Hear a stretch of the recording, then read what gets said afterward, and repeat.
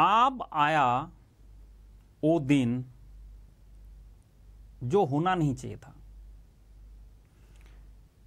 जैसे अंग्रेज जब देश में रूल करते थे, उन लोगों ने जो हमारा फ्रीडम फाइटर होते थे, फ्रीडम फाइटर को जेल भेज देते थे कि वो लोग प्रॉब्लम है, मतलब फ्रीडम फाइटर प्रॉब्लम है। लेकिन एक्चुअल में प्रॉब्लम कौन था? एक्चुअल में प्रॉब्लम था अंग्रेज। ऐसे ही एसएससी ने एक घटिया काम किया, उसके कारण स्टूडेंट प्रोटेस्ट किया, और स्टूडेंट का प्रोटेस्ट ना हो, स्टूडेंट ने प्रोटेस्ट ना कर पाए, उसके लिए एसएससी ने कुछ ऐसा कदम उठाया जो ओनली सुप्रीम कोर्ट में ही सुलझा जा सकता है। तो हम एडुकेटेड पर्सन है, हमें ढंग से चीज को समझना है, क्योंकि यहां पे क्या होगा कि जैसे मैं कुछ बात बोलूंगा तो ये हमारा जो कुछ आईटी सेल का लोग होता है वो क्या करेंगे, इसमें कमेंट करना शुरू कर देंगे, उल्टा सीधा कमेंट।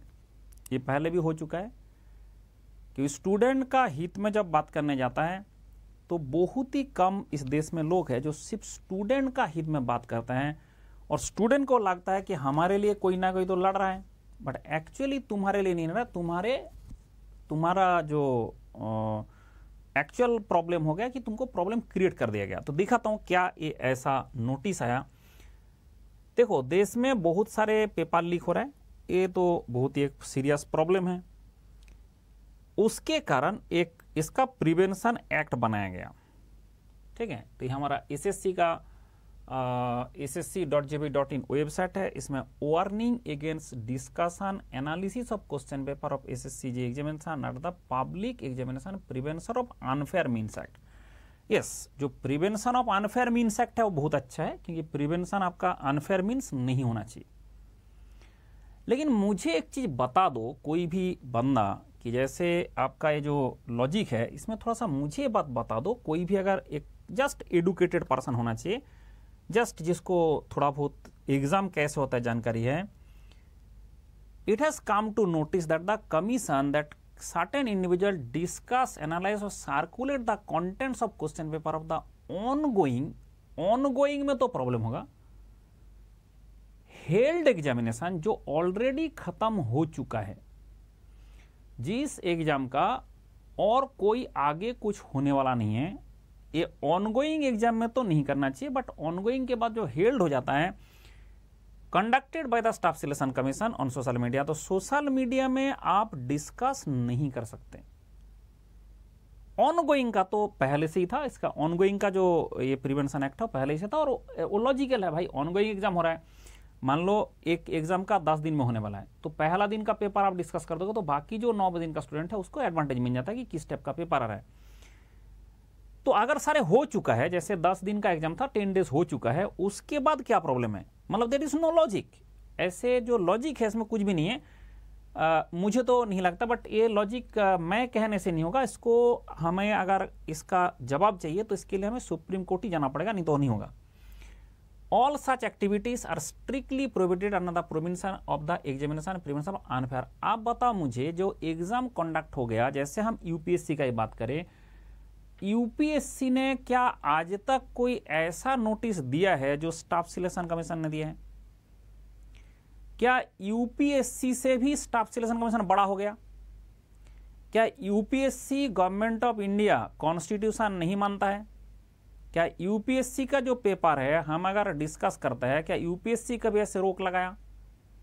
ऑनगोइंग पेपर में बिल्कुल डिस्कशन नहीं होना चाहिए, बट जो हो चुका है हेल्ड, जो खत्म हो चुका है, जो एग्जाम हो चुका है, तो यूपीएससी तो कभी नहीं मना किया।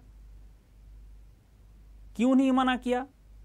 अब वहीं पे खेल आ रहा है कि ऐसे कैसे कि हेल्ड एग्जाम का पेपर एनालिसिस से क्या प्रॉब्लम है, हेल्ड एग्जाम का क्वेश्चन सर्कुलेशन से क्या प्रॉब्लम है, क्योंकि ये कहा जा रहा है कि तुझे मारूंगा भी, रोना भी नहीं है। मतलब क्वेश्चन भी गलत बनाऊंगा, उसका ऑप्शन भी गलत दूंगा, उसके बाद उसका जो मतलब कुछ क्वेश्चन का, इस क्वेश्चन का उसमें आंसर आ जाएगा, इतना कुछ भी होने के बाद तुमसे मार खाते रहो, तुमको रोना भी नहीं है। ये रूल ऐसी है, ऐसी टाइप का है। इसके साथ कंपेरेबल ऐसे है कि इसको रूल जो बनाया गया वो ऐसे ही है। बट ये सब जो चीज है, ये किसका इंटरेस्ट है, सब चीज में किसका इंटरेस्ट है? Only the students, only the young generation, only the unemployed, only the रोजगार मांगने वाला जो स्टूडेंट है उसका है। उसमें ऐसे जो रूल है कि जो यूपीएससी में भी नहीं है। यूपीएससी कभी भी जो एग्जाम हेल्ड हो चुका है, जो एग्जाम हो चुका है, उसको कभी भी डिस्कस करने से मना नहीं करता है। तो क्या स्टाफ सिलेक्शन एसएससी क्या तुम्हारा यूपीएससी के ऊपर चला गया? यूपीएससी से भी ज्यादा इसका यह क्या? नहीं, प्रॉब्लम वो नहीं है। प्रॉब्लम होता है कि जो एक्ट है, दैट इज वन एक्ट, जो prevention of unfair means act है, ये बहुत ही अच्छा एक्ट है। ये इसका जो हेल्ड वाला है वो गलत, मतलब इसका जैसे हर कानून का क्या होता है कि कुछ कानून बनाया जाता है, कानून का एक लूप होल होता है, तो उसका लूप होल को यूज किया जा रहा है। तो दैट इज वेरी मतलब पैथेटिक टू नो, एंड उसी के लिए मैं वीडियो बना रहा हूं कैसे हुआ है। जो अनफेयर मीन्स है प्रोविजन, देखो अगर पेपर लीक किया कुछ क्या अलग बात है, मैं उसका बात नहीं कर रहा, ये सब तो सारे ठीक है। बट जो हेल्ड एग्जामिनेशन है, मतलब जो हो चुका है, जो खत्म हो चुका है, उसमें क्यों ये एक्ट लागू होगा? जो एग्जाम कंप्लीट हो चुका है उसमें क्यों एक्ट लागू होगा? अकॉर्डिंगली ऑल कंटेंट क्रिएटर्स, जो अकॉर्डिंगली बोलते हैं ऑल कंटेंट क्रिएटर्स, जो भी कंटेंट क्रिएटर्स होता है, social media platforms and individual are here by warned not to indulge in discussion analysis of dissemination of SSC examination question papers or their contents in any manner. Any violation will be invite strict penal action under the above provision P Act. तो ये जो act है, इस act का एक जो loop hole है उसको यूज किया जा रहा है कि हेल्ड जो ऑलरेडी एग्जाम हो चुका है उसका क्यों डिस्कस नहीं कर सकते। इसका लॉजिक तो मुझे कुछ समझ में आया नहीं, और जिस तरह से अभी चीज चल रहा है उसमें ये आंसर देने वाला भी नहीं है। तो ये जो हेल्ड एग्जामिनेशन का क्वेश्चन पेपर डिस्कशन क्यों नहीं कर सकते, इसका जवाब अगर किसी के पास हो तो कमेंट में बताओ। उल्टा सीधा कमेंट नहीं, सीधा कमेंट बताओ कि क्यों नहीं कर सकते हेल्ड एग्जामिनेशन का। अगर जो ऑलरेडी एग्जाम कंप्लीट हो चुका है उसका डिस्कशन करने से क्या प्रॉब्लम होगा, क्या उसमें अनफेयर होगा? जो एग्जाम हो चुका है, यूपीएससी का हर साल एग्जाम होता है, यूपीएससी का हर साल, मतलब यूपीएससी में इतना सारे एग्जाम है, इतना सारे एग्जाम कंडक्ट करता है। आज तक तो यूपीएससी ने कभी ऐसे नहीं बोला कि हमारा हेल्ड एग्जाम जो हो गया, क्या यूपीएससी में अनफेयर मीन्स करने दे रहा है? नहीं। तो क्या है कि ये जो एक जो बताया गया कि आप हेल्ड एग्जाम का नहीं कर सकते, ये एक्चुअली बेसिकली ये आपका इस जो एक्ट है उस एक्ट का लूप होल है जिसको यूज किया जा रहा है। एंड उस यूज करके बच्चे को ये किया जा रहा है कि तुमको पीटूंगा भी, तुमको मारूंगा भी, लेकिन तुम रो नहीं सकते। क्वेश्चन बनाऊंगा गलत, आंसर की दूंगा गलत, क्वेश्चन का एक ऑप्शन दूसरा में घुसा दूंगा, तुमको सेंटर दूसरी जगह में दे दूंगा, तुम्हारा जो घटिया ऑर्गेनाइजेशन से, जो ब्लैक लिस्टेड ऑर्गेनाइजेशन है उससे एग्जाम कंडक्ट कराऊंगा, लेकिन तुम कुछ बोल नहीं सकते, तुमको बोलेंगे तो तुमको जेल भर दूंगा। ऐसे टाइप का प्रोविजन आया है। क्या ये सही है? तो आप कमेंट करें कि किस तरह से, अगर मुझे समझदारी कम है, मुझे तो समझदारी जिस तरह से मैं समझ रहा हूं, अगर आपने समझता है कि जो हेल्ड एग्जाम है, मैं सिर्फ एक चीज में बात कर रहा हूं, जो हेल्ड एग्जाम है ऑन गोइंग बिल्कुल अलाउड नहीं है, बट जो हेल्ड एग्जामिनेशन है, जो हो चुका है एग्जामिनेशन, उसका पेपर डिस्कशन करने से कौन सा अनफेयर मीन्स हो जाएगा, मुझे बता दीजिए कोई अगर जानते हैं। थोड़ा सा इसका बैकग्राउंड को समझा जाए कि कैसे ये चीज हुआ है और क्यों ऐसे चीज हुआ है। एसएससी जेई में पहले एसएससी जेई का एग्जाम कंडक्ट कराता था टीसीएस का जो एग्जाम कंडक्टिंग सेल है। उसके बाद एसएससी ने एक एक जो है टेंडर फ्लोट किया। टेंडर फ्लोट करने के बाद एक घटिया कंपनी को, ब्लैक लिस्टेड बहुत सारे जो स्टेट में, ऐसे कंपनी को मिल गया उसका टेंडर। कैसे मिल गया आप समझ ही सकते हैं, आप समझदार हैं, ठीक है। आपको और क्या ही बताऊं, आप समझ ही सकते हैं, क्योंकि मैंने रेलवे में आईएएस ऑफिसर रहा हूं, मैंने बहुत बड़े बड़े लोगों के साथ काम करके आया हूं। और टेंडर जो दिया जाता है उस टेंडर के क्लॉज जो लिखा जाता है कि क्या क्या क्लॉज इसमें होना चाहिए, अगर वो ढंग का क्लॉज लगा दिया जाए तो उसके अंदर ऐसे L1 मतलब जो सबसे लोएस्ट प्राइस वाले हैं उसको देना पड़ता है टेंडर।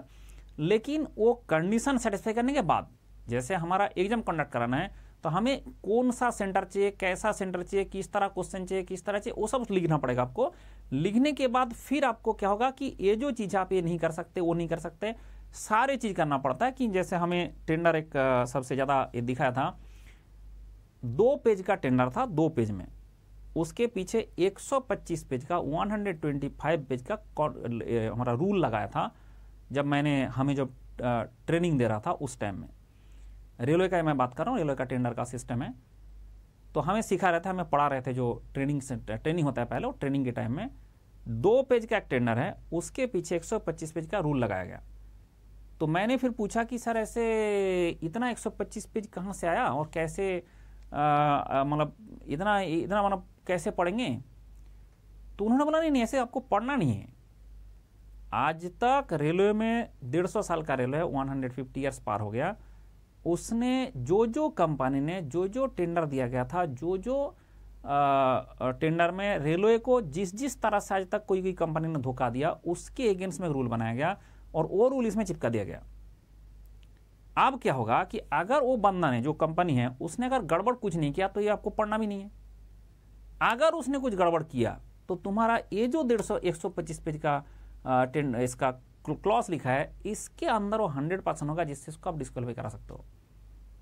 ठीक है, तो मतलब कि 150 साल का जो अनुभव है, और अगर ऐसे अब धोखा आपको दे दिया कोई कंपनी ने, फिर उसके बाद एक क्लॉज और जोड़ देना इसमें।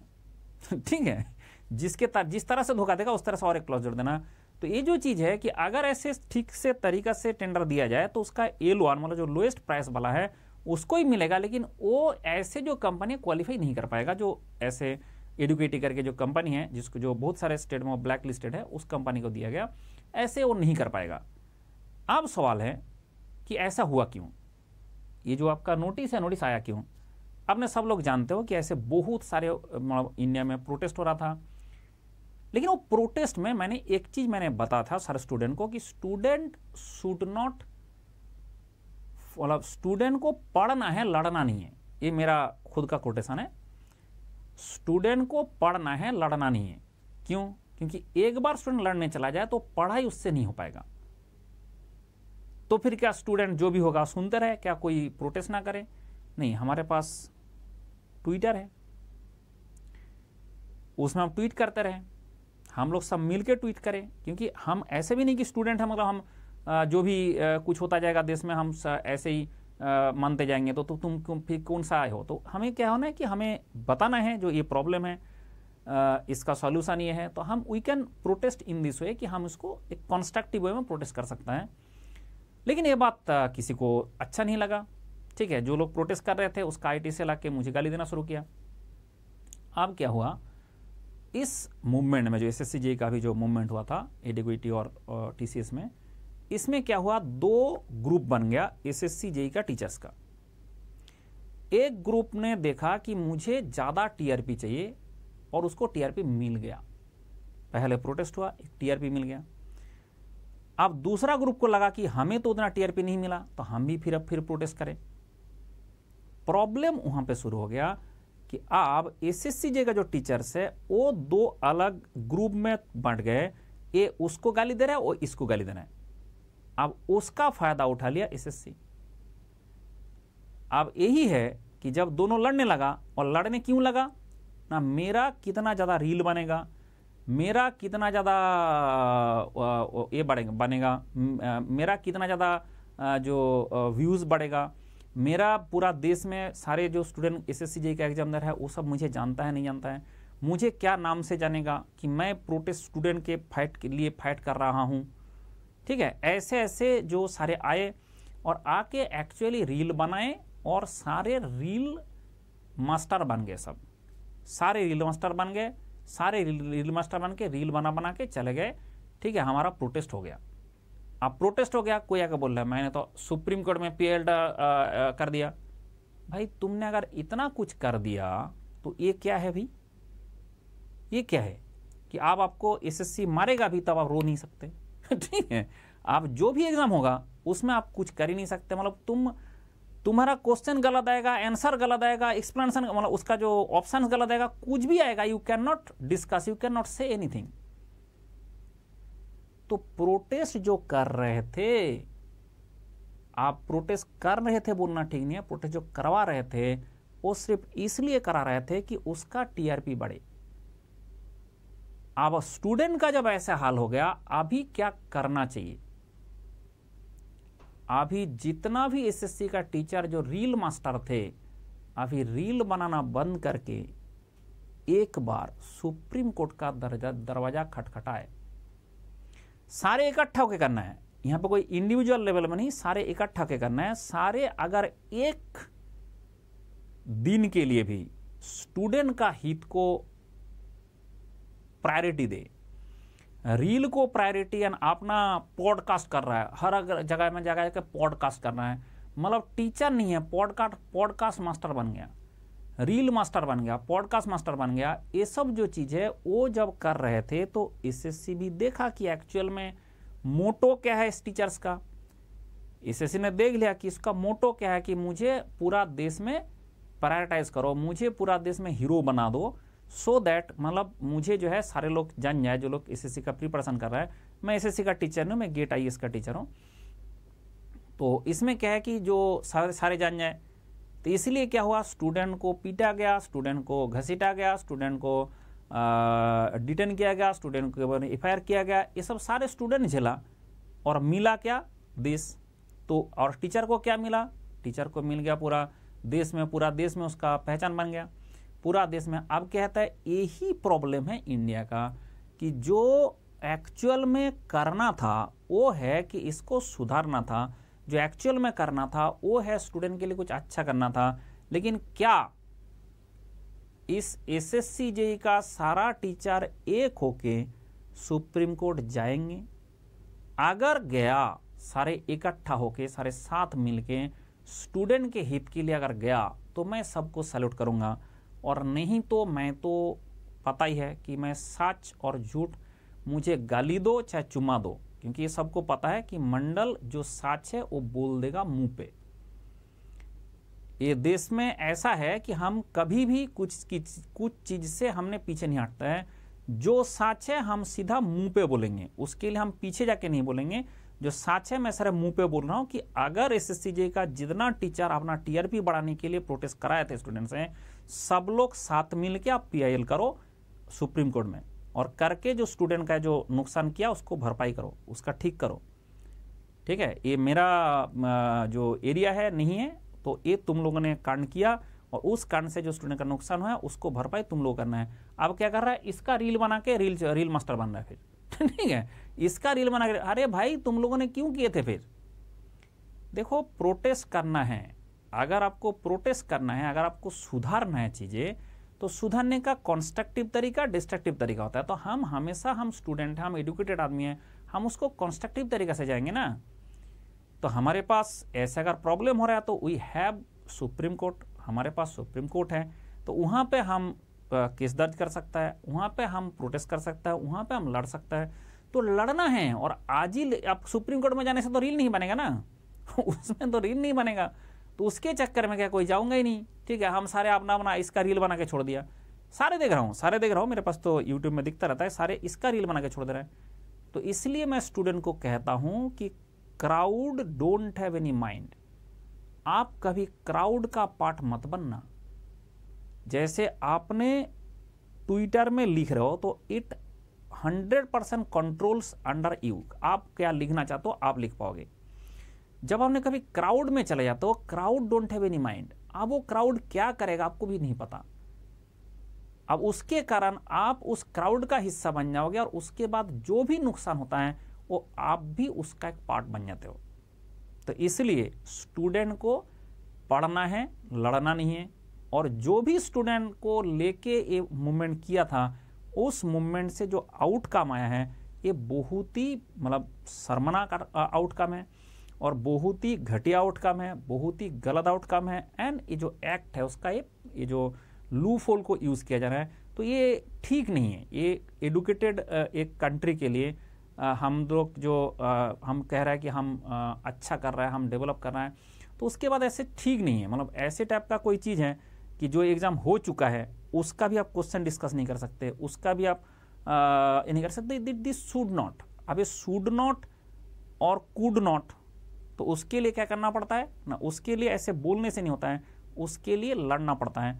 अब वो लड़ाई बहुत बड़ा होता है, वो लड़ाई बहुत संघर्षपूर्ण होता है, वो लड़ाई के लिए क्या करना पड़ता है, सुप्रीम कोर्ट जाना पड़ता है। तो सुप्रीम कोर्ट के लिए क्या करना है ना, उसके लिए सबको इकट्ठा आना है। अब वो इकट्ठा आएंगे नहीं, क्यों ना, हमारा रील बन गया, हमारा जो चाहिए था तो रील बन गया ना। तो स्टूडेंट को क्या मिला, ठेंगा। स्टूडेंट को क्या मिला ना, उसका जो पहले हाल था उससे पहले तो फिर भी डिस्कस कर सकते थे। पहले ऑनगोइंग पेपर कभी डिस्कस किसी का नहीं होना चाहिए, दैट इज पहले क्लियर कर लो सब लोग। जो भी पेपर ऑनगोइंग होता है, जैसे मान लो एक एग्जाम 10 दिन में होगा, मतलब ऐसे होता है नंबर ऑफ स्टूडेंट ज़्यादा है तो एक एक दिन में कम कम बच्चे का होता है, तो 10 डेज तक होगा, तो उसमें ना कोई क्वेश्चन डिस्कस नहीं होना चाहिए, दैट इज ये सबको मानना चाहिए। और ये पहले से भी था रूल। जो हो चुका है एग्जाम, जो खत्म हो चुका है, उसका क्यों डिस्कस करें। जो क्वेश्चन आपका गलत है तो गलत को गलत नहीं बोलेंगे, तो क्या गलत को गलत बोलना आजकल कंट्री में हमारा गुनाह हो गया, मतलब गलत को गलत बोलना गुनाह हो गया। तो ये तो फिर आप समझ रहे हो कि क्या हो, किस तरफ जा रहे हैं हम। तो इसलिए इसका सोल्यूशन कौन देगा ना, ये सोल्यूशन गलत है कि सही है, वो मैं भी उसका ये नहीं हूँ, मतलब मैं भी उसको बताने का नहीं हूँ। तो कौन है ना, उसके लिए हमारे पास सुप्रीम कोर्ट है।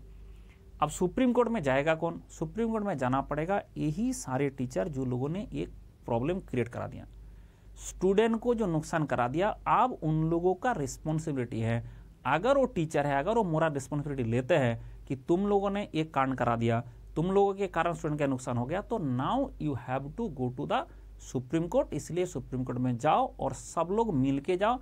ये मेरा जो सबके लिए इंस्ट्रक्शन है, सारे टीचर के लिए इंस्ट्रक्शन है। स्टूडेंट को सुप्रीम कोर्ट जाने का जरूरत नहीं, स्टूडेंट पढ़ाई करे।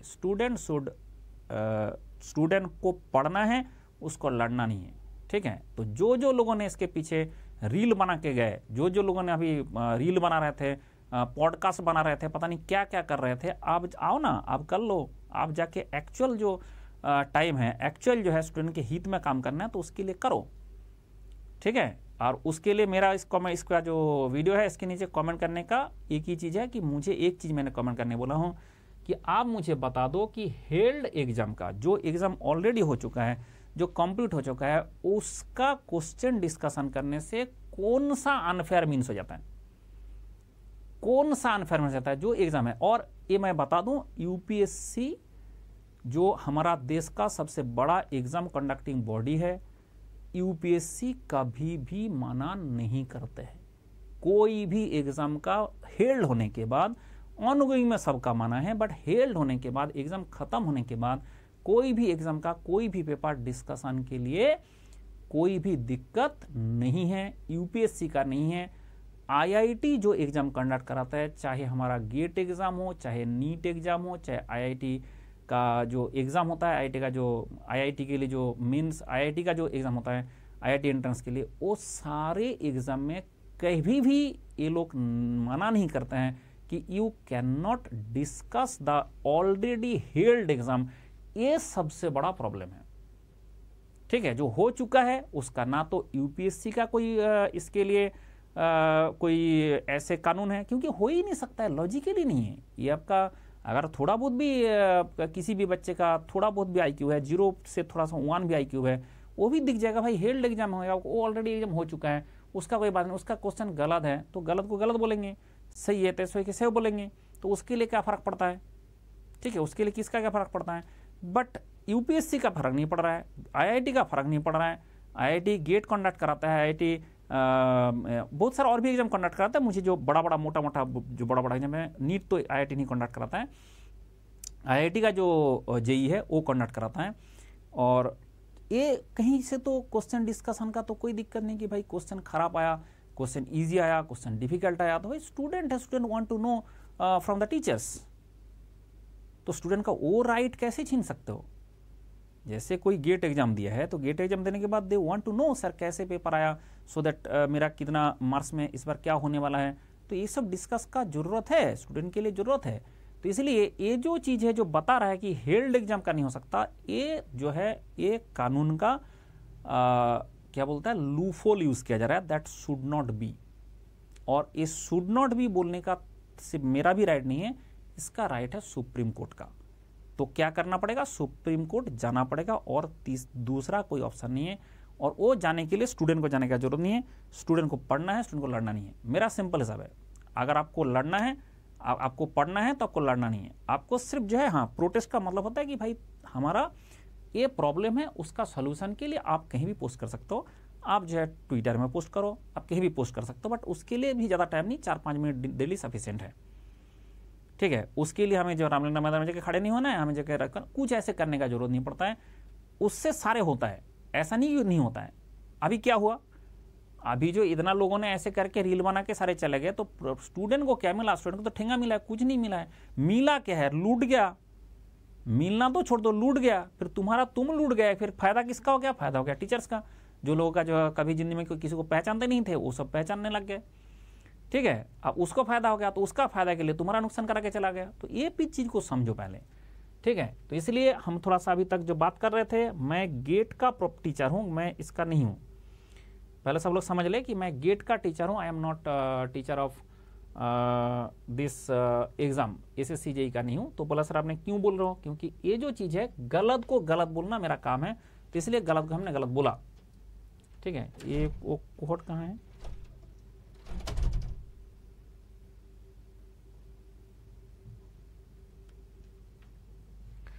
तो अगर आपने देखे कि हमारा ये प्रचार का है, ये आपका उसके साथ SSC का जब बात कर रहा था उससे कोई रिश्ता नहीं है। जो भी बच्चे हमारा गेट का प्रिपरेशन कर रहा है, तो उसके लिए आपका खुश रहो कोड लगाने से 60% डिस्काउंट मिलता है। एंड ये आपका 14 नवंबर को होने वाला है, 11 और 5 PM 2 बार आपका गेट का स्कॉलरशिप टेस्ट।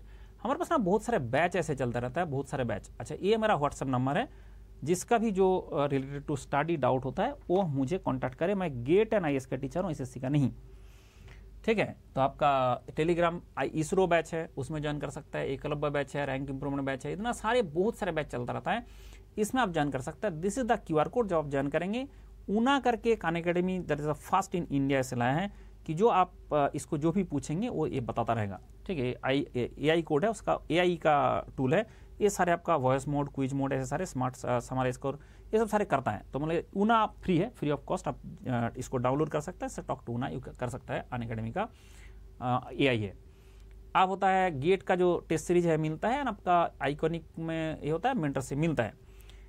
आप बोला सर ये जो आपका QR कोड है, इससे क्या करना होगा ना, जैसे QR कोड खोलेंगे तो ऐसे टाइप का खुलेगा आपका ऑफर्स। तो नाउ यू कैन, ये प्लस मतलब होता है कि उसमें आपको पढ़ाया जाएगा, एंड उसमें 15 मंथ में 15 मंथ फ्री, 9 मंथ में 9 मंथ फ्री, एंड 3 मंथ में 3 मंथ फ्री। खुसरो कोड से 60% डिस्काउंट मिल रहा है।